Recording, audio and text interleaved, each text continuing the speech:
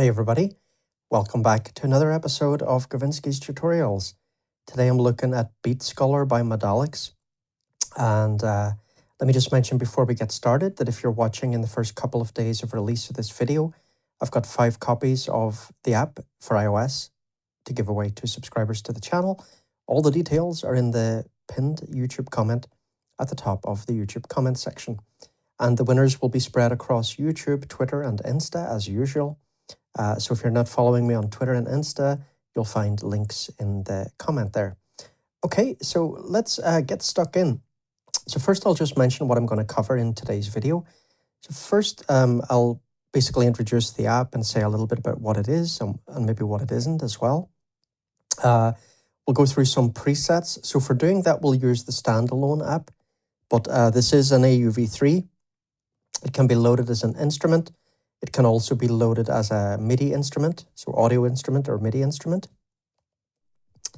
And that's also one thing that we'll look at in the video as well.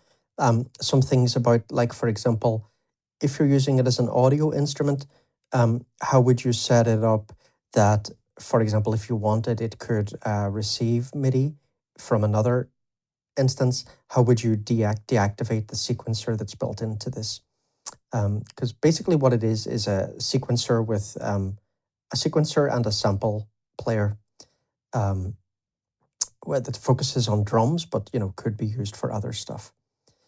So yeah, we'll go through the interface. Get familiar first early on with a few of the most important things about how it's laid out and how you would actually go about making your own drum patterns and stuff in it. And then go into some of the details. And then at the end of the video, I'll basically do a little review of the app. Overall, I really like it, I must say. But I think there's a few things that I'd like to see that aren't there. Okay. Another thing, by the way, that I will also maybe go through is how to set it up as a multi-out instrument. So it can do that. That's really useful. I'll also show you how we can drag and drop our own samples into it. So you can make your own kits and stuff. Now, that's not something I've done yet. And I'm like super busy. There are just so many apps coming out at the moment. This app has taken up actually a lot of my time with a lot of back and forth with the developer about different things. Different questions I had. Can it do this? Can it do that? What is that missing? Stuff like that. Really helpful, really nice devs, by the way. But I've only really spent time getting to understand the basics of the app rather than actually using it a lot to make my own beats or anything like that. Okay, so that's a rough overview of what we're going to go through in the video. So let's start off with some preset demos.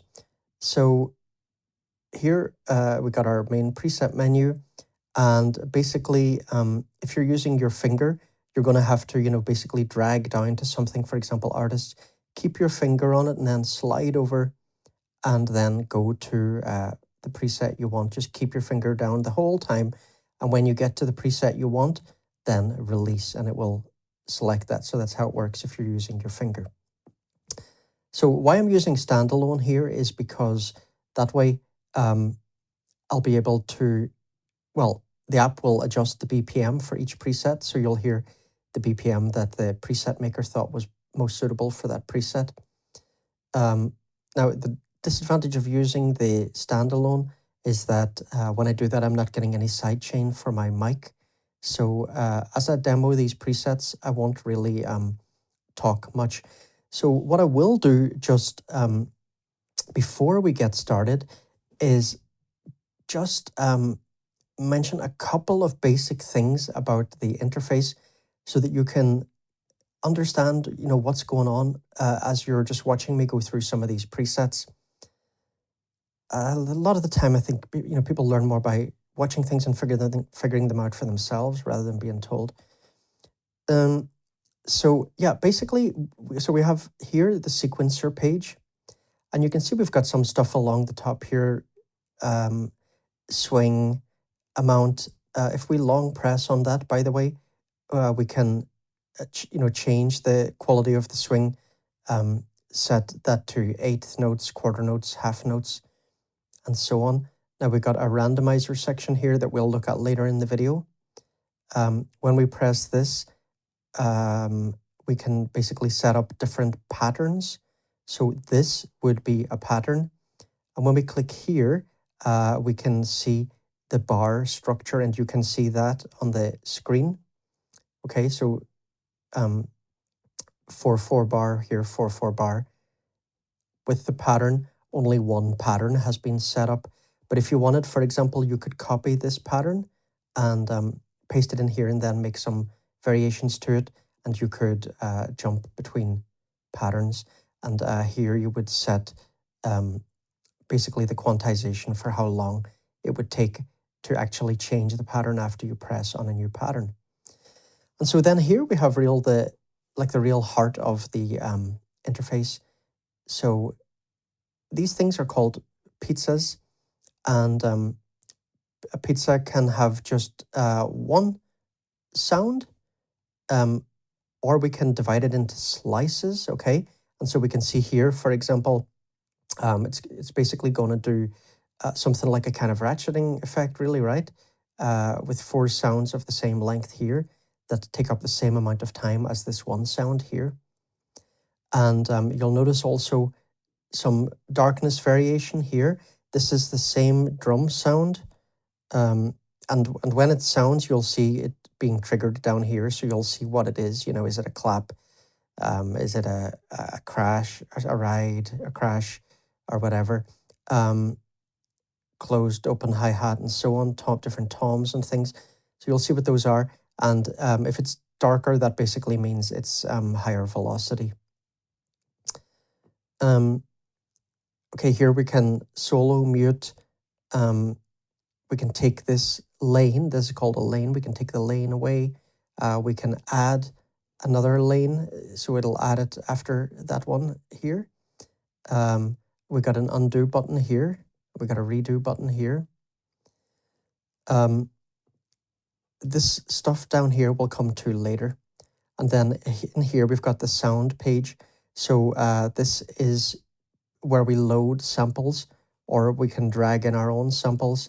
So if I took, for example, I'm using Sample Crate just in like slide over here, and I could just take a sample and just drag it on here, and then it would be playing that sample instead.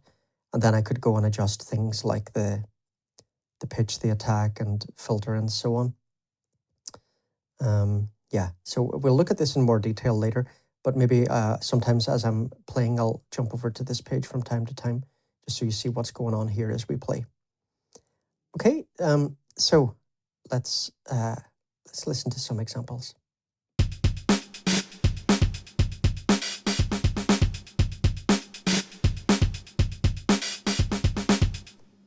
So yeah, I found I really like a lot of this guy, Doron, maybe. I'm not really sure what the pronunciation would be. You got a lot of good presets there. In general, I think, yeah, there's a lot of very tasteful stuff in here. Just to mention, by the way, this doesn't like multi-load, or it doesn't load multi-samples. So you're not going to be getting any round robins or anything like that. Bit of a pity. I think it'd be great if it could do that. But anyway, yeah, just to mention that it doesn't do that. Okay, let's listen to some more examples.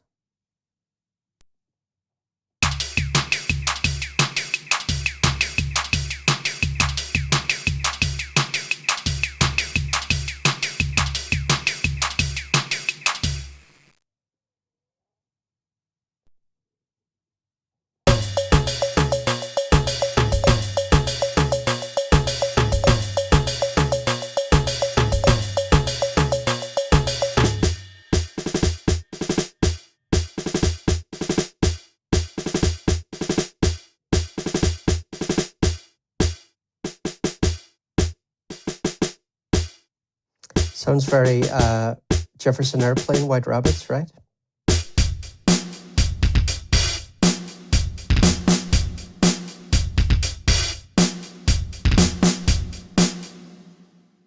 Don't know, is this some Led Zeppelin reference or something?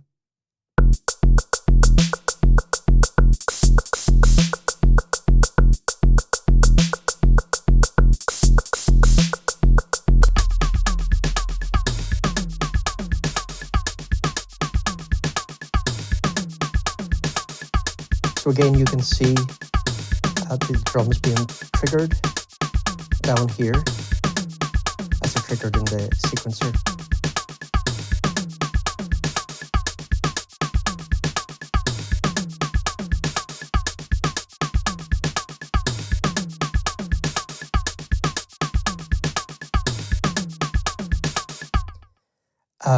On the sound page, okay, we can click on these. We can go in here. We can change the sounds. So basically, the factory sounds are kind of arranged into groups, right? So here we've got a maraca, and if we open up here, we'll basically get little other similar types of percussion and so on. Notice, by the way, the kick sounds.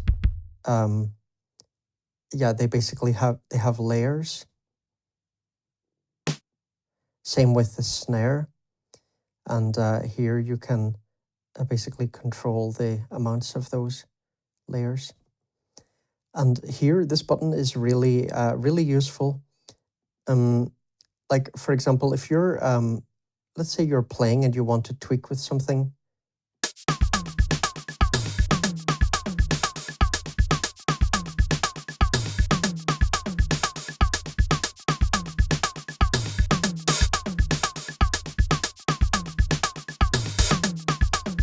Okay, so do you see when I added that, when I selected it here, it's playing it. And that's because this audition button is on here, but we can turn that off. And so then here, we can select drums and then add them in here. And we won't hear them when we're selecting them, which you might want, right? If you don't want just sort of random sounds coming in at the wrong time when your pattern is playing. So that's something nice in the sound area. So we got a lot of different presets and stuff. This one here, where is it? Yeah, here. This has some quite nice stuff for maybe giving you a feel for things.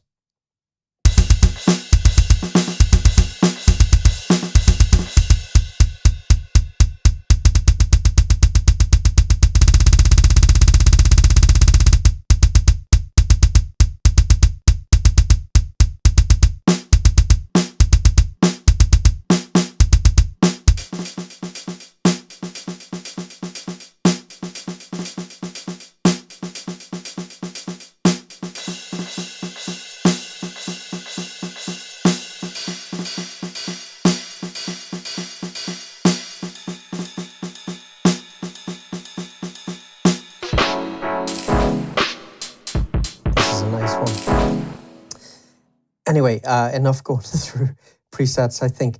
But you can see there's some real quality stuff here.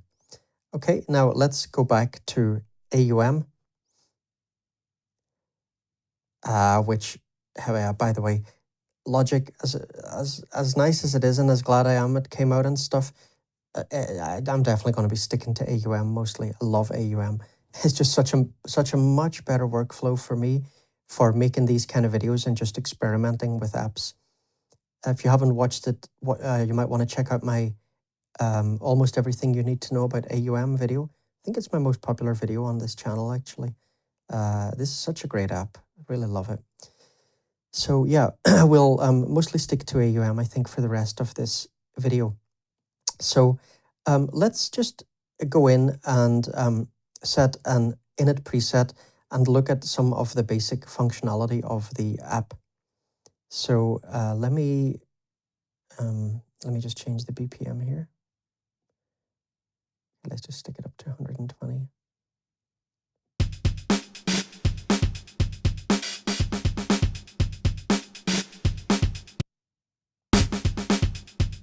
Oh, now I was looking at the MIDI app there. Okay, hang on. Yeah.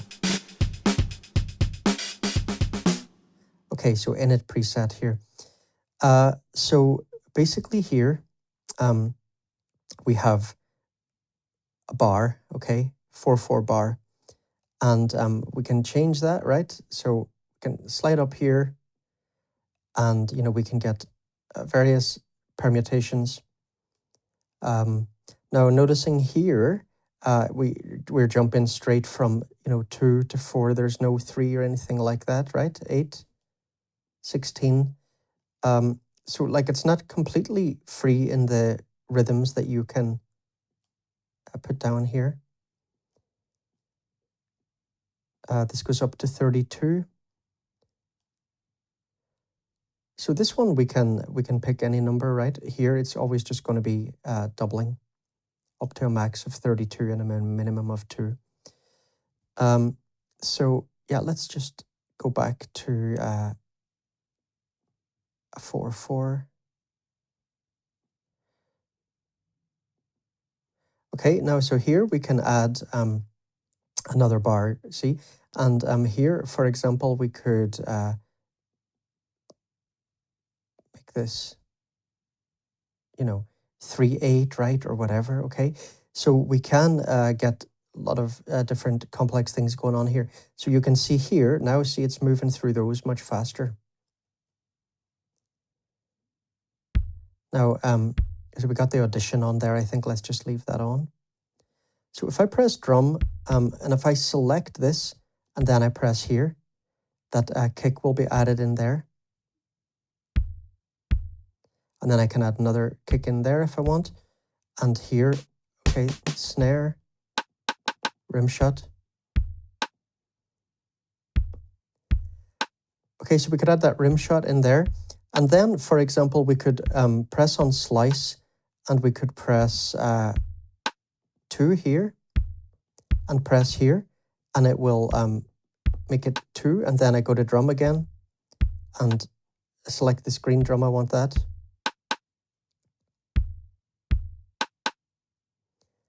Okay, now let's say, don't really like that, let's change it to 3.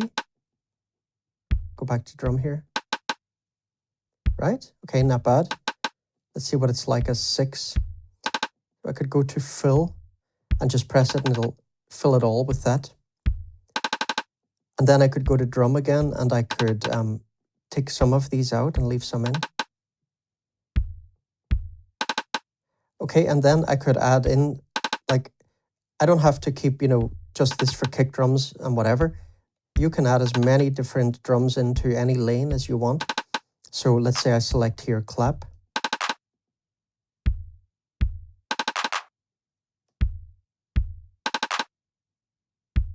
Right, so you're getting the idea there. Now, if we press plus here, that will create a new lane up here. So if you look through the presets, let's go back. I think this one was done like that. Let's see. Yeah, if you look at the presets, you'll see that the way a lot of them tend to work is that, actually, I mean, in reality, most of the time, people are sticking to one drum for a lane, except maybe for some little fills and things like that, or some of the more experimental presets. But a lot of the time what you'll find is that the kicks have been done here and then a lane's been added in, so that would have become this lane, and then they put down their snares there and so on, and then hi-hats or whatever, and then maybe a cymbal and so on, and then start adding other little things in. So over here is where we can solo. So it's a really nice thing, especially if you're not good at drum programming. I think you could learn a lot from the diverse presets that come with this.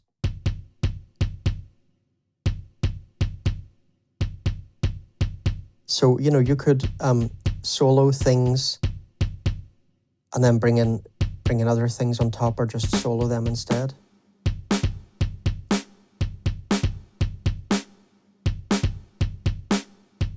And this will give you a basic idea of one possible pattern for making a funky drum sequence.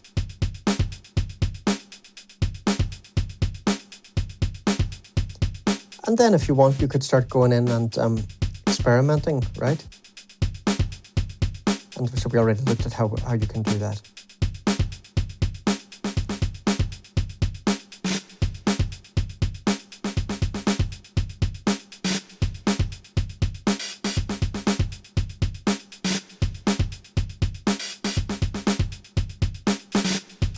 Okay, so we could add another lane in here.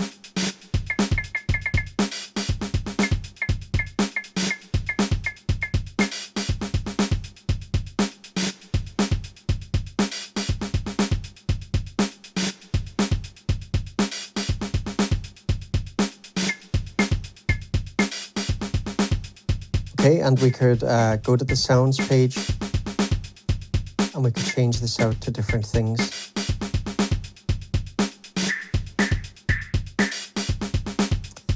Okay, and here we could alter the pitch of that. You know, we can change the attack. So we got like a coarse pitch control here that goes up and down 12 semitones. Then we have fine control here for smaller adjustments. Double tap to reset as usual. Control the attack amount of the sound. The dampening, so basically the release amount. With higher dampening value, it'll be a shorter sound. Here we have a high pass filter, a low pass filter, drive compression. So this is basically soft clipping. Here we've got the resonance for the filter. We've got the bit crusher here. Not the best sounding bit crusher, I have to say. I would probably personally use it multi-out and use like a good quality bit crusher for it, no offense, but really not crazy about the sound of this bit crusher. Then it has a reverb. So a larger reverb, a room reverb. Here you control the amount of each, and we can control the distortion amount and the gain control for the distortion here. We can pan each sound and control the overall level of the sound here. Here you can also just solo and mute the sound in this screen. What else do we have here? Here we can set mono and stereo for the samples. So whether they'll be allowed to overlap or not when we have overlapping samples, depending on their length. We looked at this already, the addition button. Here now we see the mapping, right? So for example, if you wanted to use this as a MIDI instrument to control another app, whether a melodic instrument, which, as I say, this would not really be perfect for, okay, because if you're using it as a MIDI app, you know, you can't do anything here to control attack or whatever. So yeah, it's not going to be ideal as a melodic sequencer, but like I say, I mean, you might find it interesting for some things, especially in piano tech, for example. Some of the tuned percussion, some things like the steel pans and so on. This could be really nice to use on those, or even the harp and things like that. Plucked instruments, yeah, I could definitely see some use for it in those. But yeah, these things will not be there, so it's not going to be ideal as a melodic sequencer. Okay, now, one thing, by the way, I want to say, and this is a bit of a criticism, really, of the app. This thing really, really drains your battery. Now, I spoke to the developer about this, and he said, well, if you're getting problems with that, then you can turn off this section. So this is also something important to know here. So if we click up here in the preset menu, see, notice how we don't have any actual settings here. A little bit strange, I think, that they put this into the preset menu.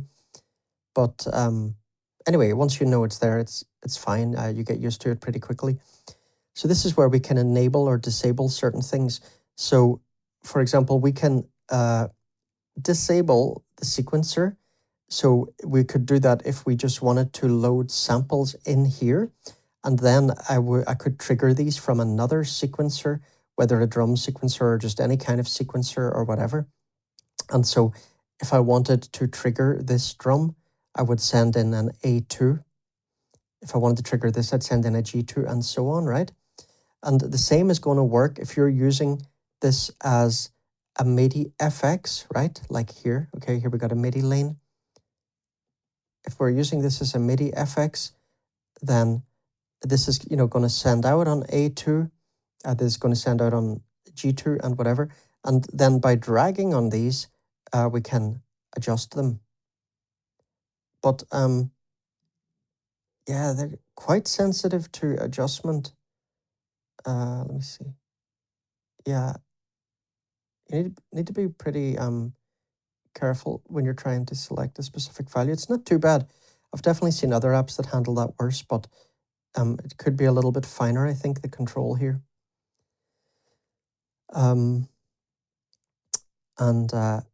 Yeah, look, in here we have different MIDI presets as well.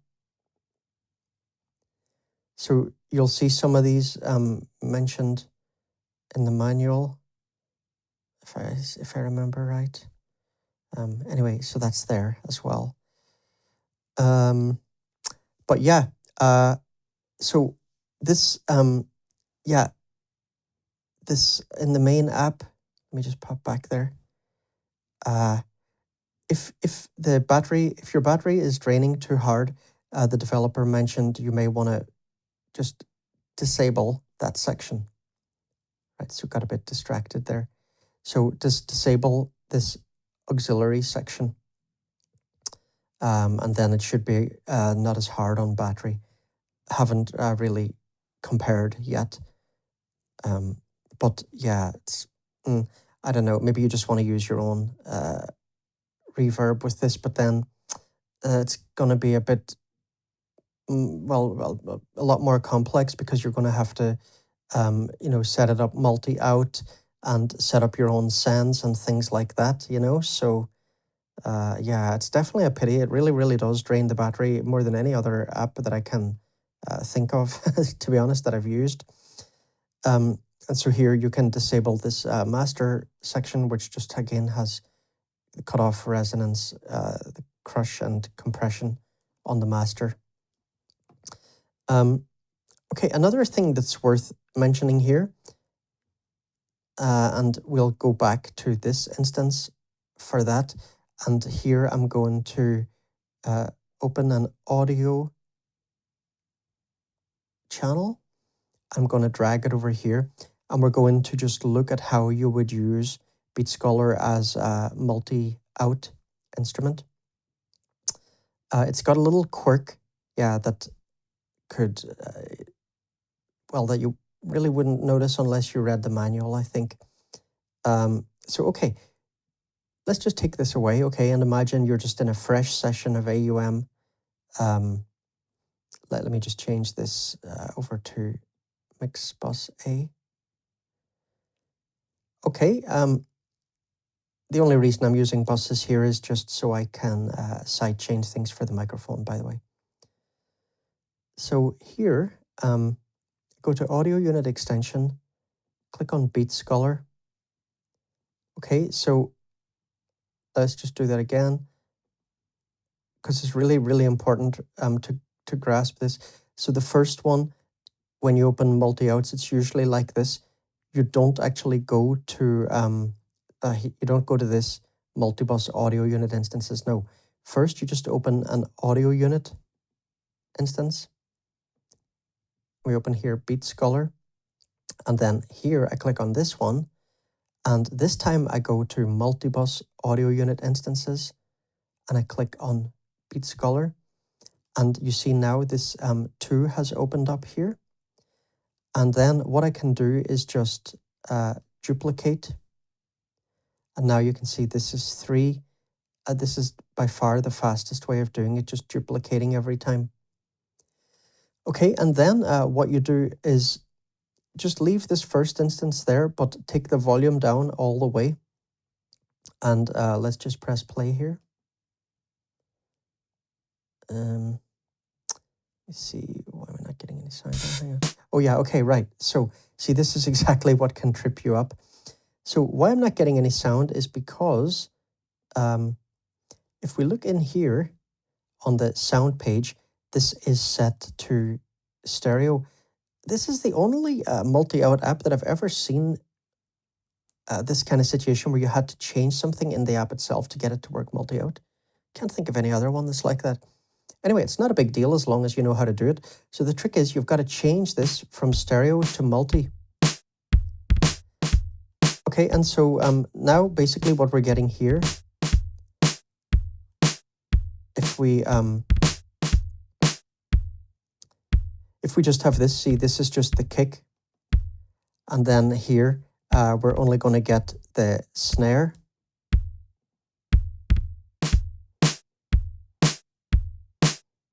Okay, and here we'll get whatever the third drum is.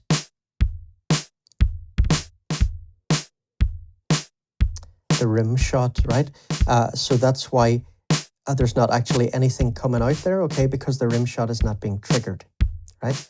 So if you wanted to really use it as a full multi-out, what you'd have to do is duplicate that until you went up. If you remember here, we had, this says 4, but it's actually only the third one because we're not using the first. Why are we not using the first? Because it'll sound weird. Listen to this.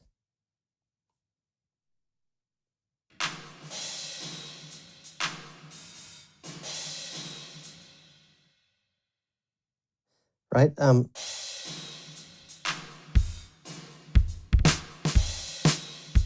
Yeah, so just take that off.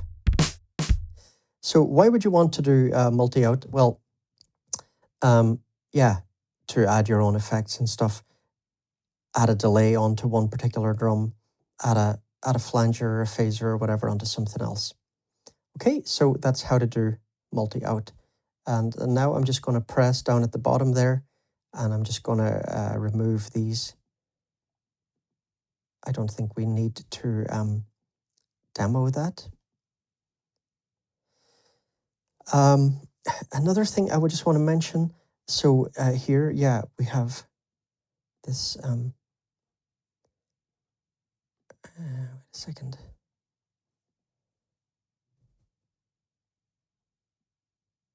Okay, let's change that from init.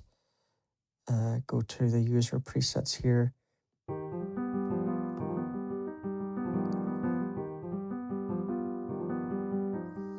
So I just want to mention something about if you are trying to use this to send MIDI to a melodic instrument. So as we looked here, we can see, right, the notes that each of these is sending out. And we can go to the sequence here and yeah, we can see that. But we don't really have actually like that much guide of what's going on here.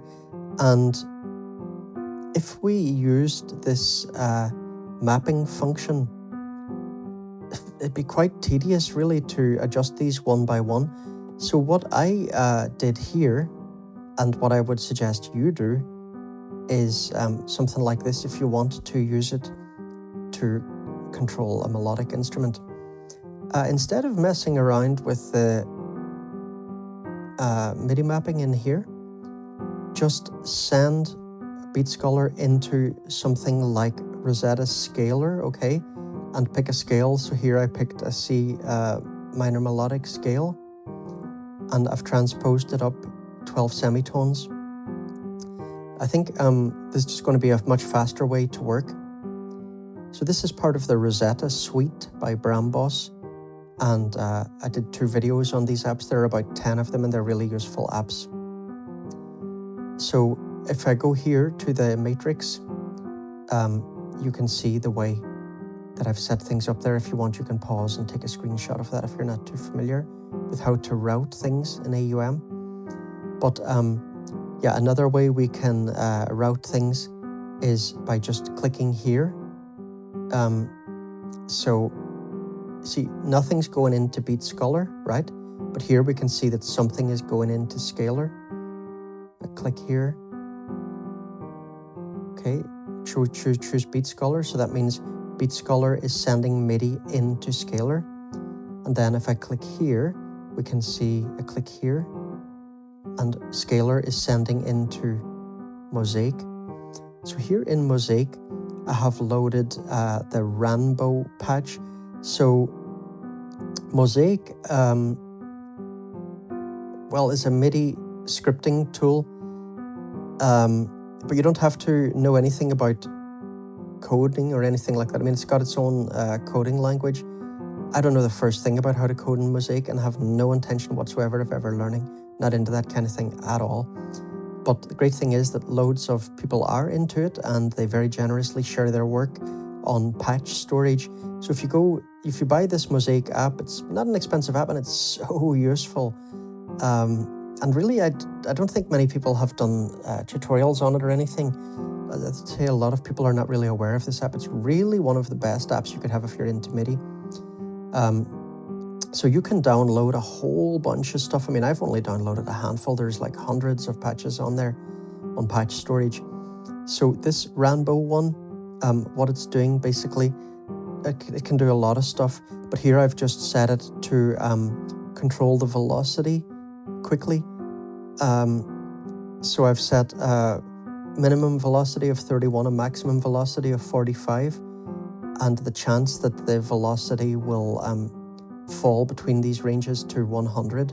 So no notes will be played at the original velocity at all. So you can see here, I can bring that up if I want and have it within a narrower range or a wider range or whatever.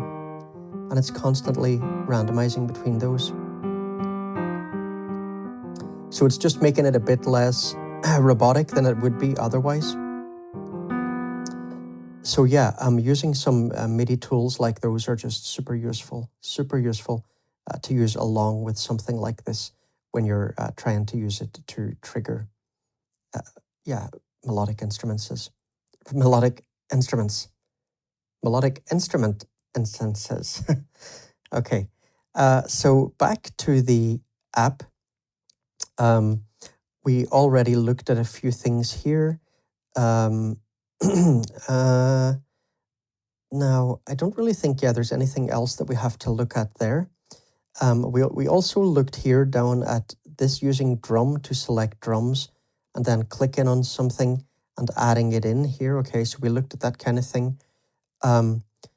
If we sliced something, now notice here, by the way, when I pressed this number here, now let me just press 4, for example, and let me press here.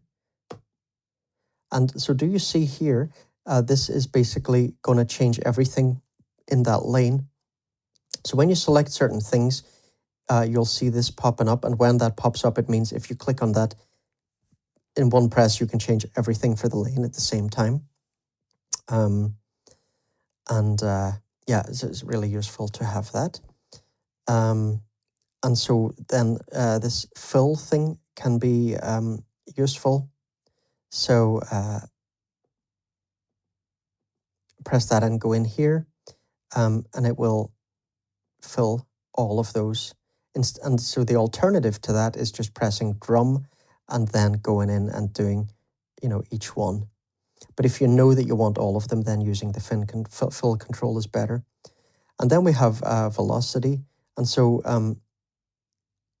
see, earlier I said the wrong thing. I think I said darker meant higher velocity, but it actually means lower velocity. But I would quite like it if when you were dragging this, maybe a number appeared on the screen or something that showed you the actual velocity of it. Anyway, that is how you adjust velocity. Now, another thing, if we press on a pizza, you can see that this context menu comes up. Now, if you're using a keyboard, whether on desktop or on iOS, then if you look at the main manual for the app, it has a whole list of all different kinds of shortcuts and stuff. Now, one thing that's kind of slightly bad design, I think, and I really hope that the devs change it, is that, let's see what happens. Let me just click on this, for example. Let's say I had this red drum selected, and let's say I wanted to go here and, no, okay, hang on, that's been fixed already. Okay, good. Okay, no problem, right. I think there was a problem in an earlier version of this app where there were certain things that when you pressed on the drum to bring these up, maybe it was accidentally sort of putting in a drum in there, and you didn't actually want that to happen. But that is not happening anymore. So okay, that's great. That's already been fixed. So yeah, forget what I just said. Oh no, there we go. I didn't actually want to do that. I did not want to do that. I didn't want that drum to go in there. So the way around that is just press velocity and then press on this, because velocity will only ever have any effect when you start dragging. It's not like a drum, which will have an effect when you start pressing. So just press velocity and press here and long press, and then we get various things. So like we can copy this and paste, clear, fill, mirror. Now look what happens when I do mirror. Okay, didn't do anything, did it? There. Strange. Hang on. Huh. Don't know. Okay. Anyway, if we use the mirror here, you can see what mirror is supposed to do. It'll basically just reverse it. So here, okay, we have this yellow and brown here, and then now we have brown and yellow. Here it won't do anything because it's symmetrical, right? Here, yeah, you can see. Right, so that's mirror. Yeah, it seems it's not working on the long press menu. I don't know. Shift right. See, I did not want to deselect that.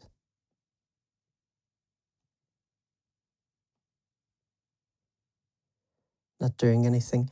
The developer told me what this is supposed to do, but I can't remember. So yeah, I'm just not going to even try and figure it out. Anyway, okay, slice, yeah, press slice, press something here, press somewhere here, and that number of slices will be put in. So here we got 8 slices. Now here, we can also basically drag up and down to change the number of slices. And then again, just remember that if we want, we can use fill on that to fill all of them. All right, so that's this part here. We've also got copy and paste here. Okay, now the section up here, we haven't talked about randomize yet.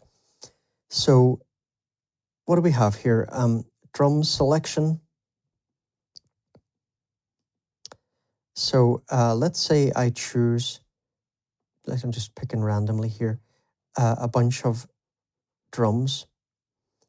So I haven't got any kick, for example, and now I've chosen this randomize here, and I press here. It will put randomly some drums in here, and it will only select them from these types of drums, right? Here we can clear, or we can select all the drums as well, right? So let's just clear them. Again, just pick a couple of different ones.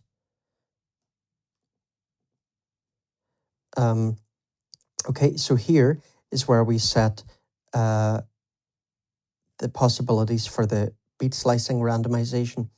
So here we see that 2, 4, and 8 are selected. Now, if we click through here, none of these other things are selected, but we can see that we can go up to actually 40 slices, which is pretty crazy.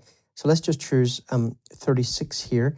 Now here I can, for example, disable all these things. So it won't randomize drum selection, it won't randomize step trigger, it won't randomize velocity range. And so now when I press here, it's only going to randomize the slicing. Now, if I just press on a pizza, again, it will randomize right within those parameters. So we don't have to just use this on a lane. We can use it on individual pizzas. Okay, so you can see, there that, for example, that's that 36 one. Okay, so that's how beat slicing works. And here, step trigger. So this can be the chance of whether a step is going to be played or not. Now, again, we can use that here. And we can increase that chance. Right, so now everything's going to get filled every time. Or we can have a very low chance. And we can turn on this thing here, fill empty, where it will only change the empty things. So you see now when I keep pressing it, it's not actually changing because there are no more empty ones. So if I wanted some empty ones, I'd maybe have to go in and, let's say, deselect some of those. Go up here again, click on randomize, and let's just put that there to say to a 50% chance. Click here. And so you see it hasn't changed any of the ones that already have stuff in the middle, only work on the empty slices. And we only had a 58% chance that it would fill that slice. So yeah, no, it weren't that many slices filled. Let me just click on slice here a second, and let me just go to fill and fill this with that drum, and go back to randomize again. So here, this spacing, let's have a look at that.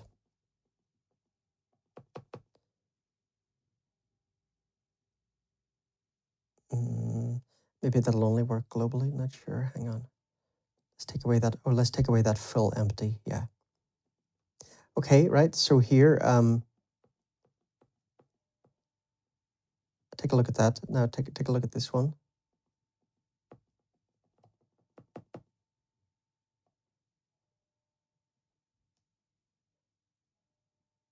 Take a look here. So basically what this does is kind of control the likelihood of slices being filled next to each other. So if I remember, if we bring this down more, then yeah, you can see here, there's more chance that they're going to be close to each other. And if we bring this up here, there's more chance that they're going to be separate. At least I think that's how it works. Maybe check again in the manual on that one. There's a lot of different little things in this that can trip you up. Okay, velocity range. So here we can set minimum and maximum range for the velocity for the randomization. But again, remember that this is not going to be the equivalent of a tool like Rambo in Mosaic here, because something like this will be constantly varying the velocity between the minimum and maximum set here. Whereas here, it will randomly pick a different velocity for everything in the lane. And you can see here those colors changing, right, as they become lighter and darker. You may have thought earlier, by the way, that brown was one of these drums, but no, it's just a lower velocity version of this closed hi-hat. See? When I drag up, that's more yellow, and drag down, it goes into this quite dark brown. That really confused me at first because I hadn't really played around with the velocity thing much, and there was one preset that I was looking at and going, what the hell?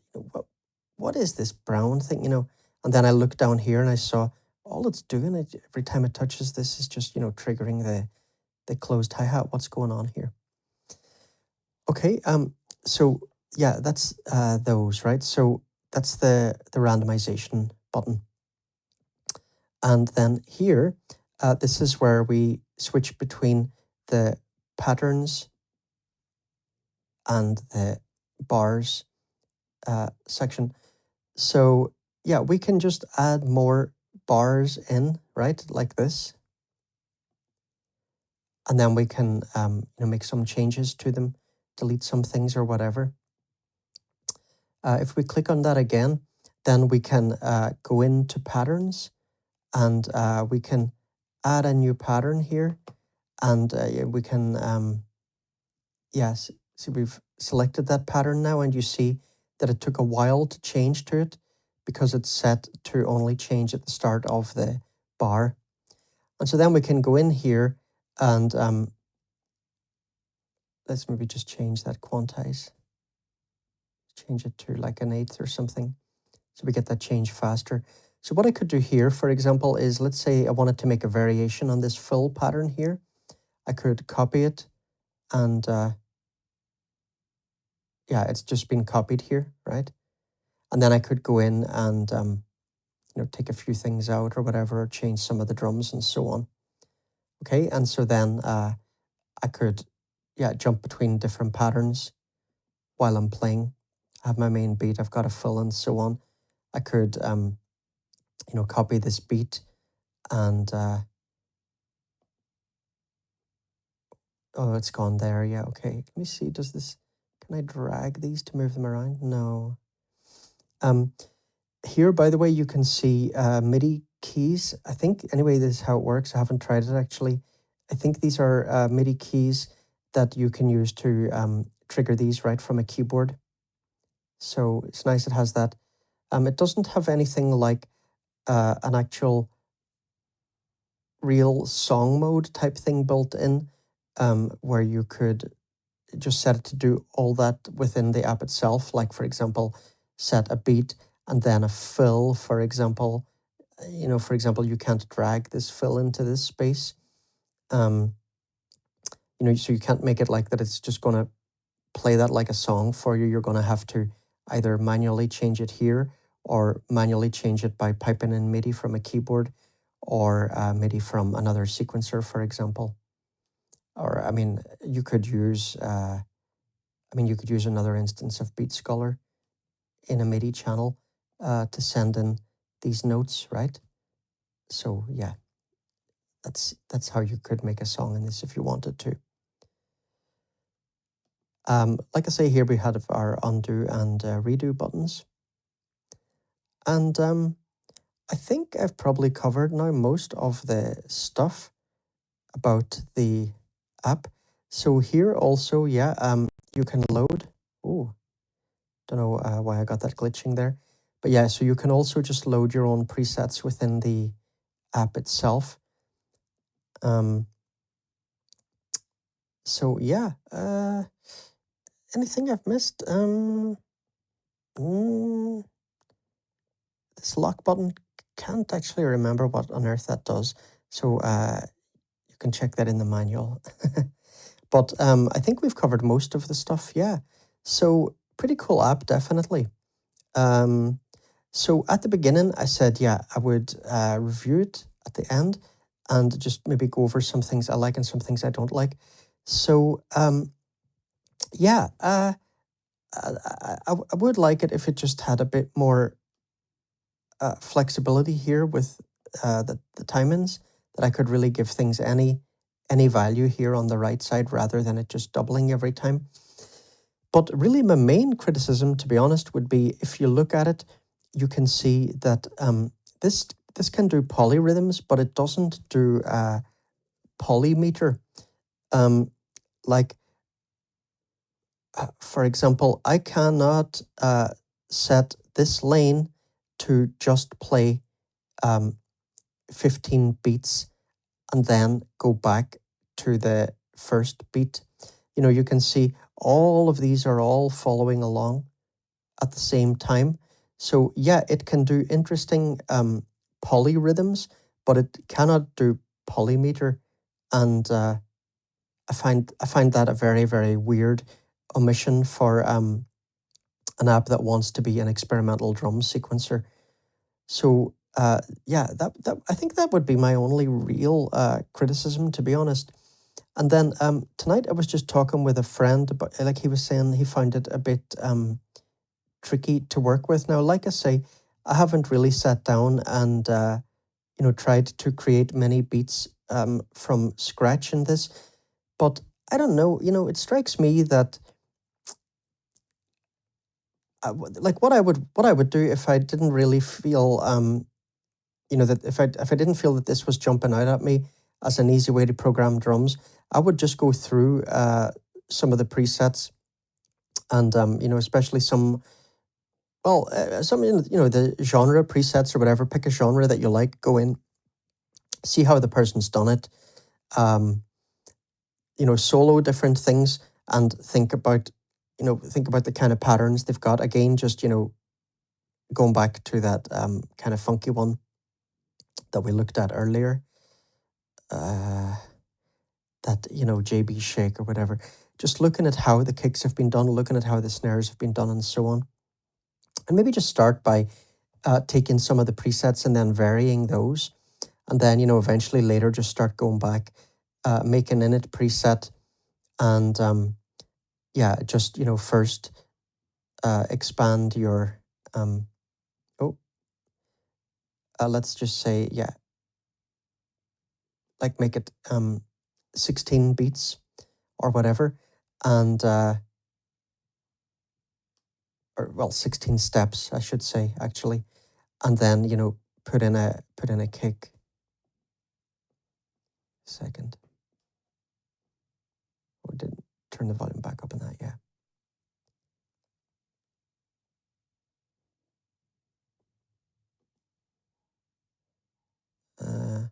Let me just quit this a second. Don't know why I haven't got sound there.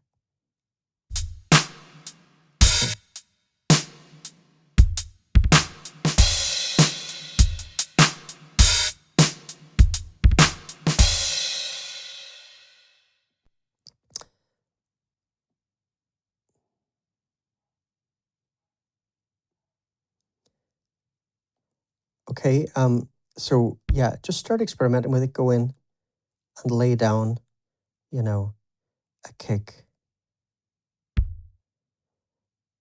Oh, no, that's right, yeah. And let's say then here, just lay down your rim shots, whatever, and make a little variation, for example. A bit slow, okay, so let's speed it up. Okay, just go in and, lay things down like that, and then start experimenting with slicing things up a little bit, and experiment with, maybe just slicing it so that half of it is left empty.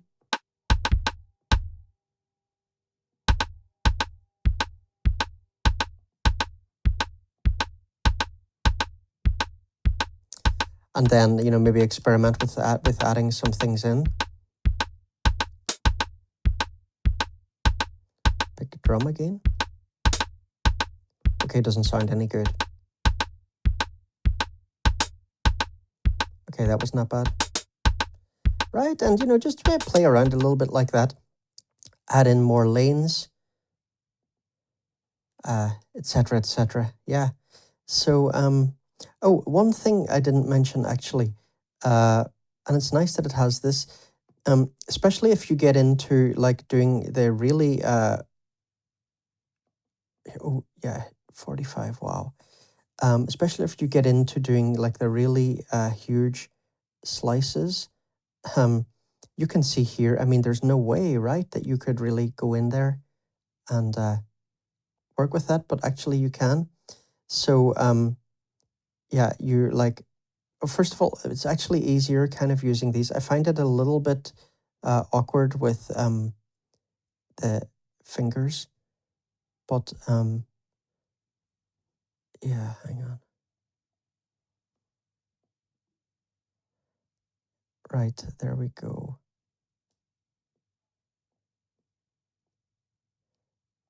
Three fingers to scroll over. So yeah, if we wanted to put in, I definitely wouldn't use something like that there. Let's see. Okay, something like this. So choose drum here.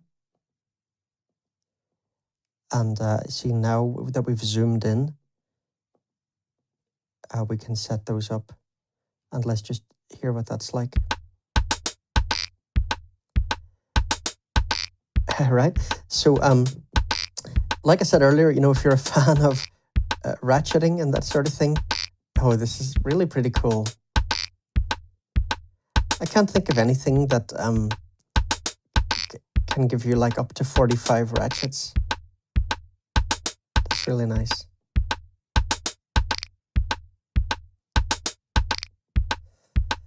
But, you know, I would say the workflow, it is a little bit fiddly. It does take time to get used to things like going back here and pressing drum and so on. But I think it's just one of those things that you've got to spend a little bit more time with it.